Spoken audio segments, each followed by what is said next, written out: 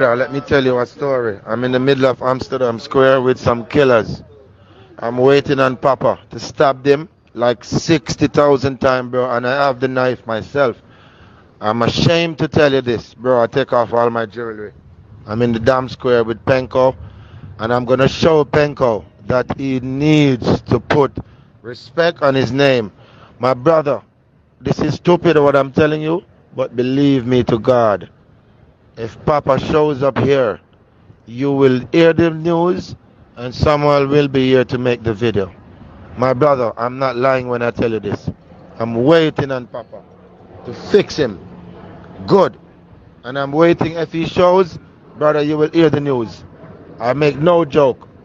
And I would never send you a voice note like this for no reason. I'm not here to make a comedy show, bro, or a movie, but I'm here to start a real fucking live show. Bro, believe me, this nigga let me work this stage and don't pay me, bro.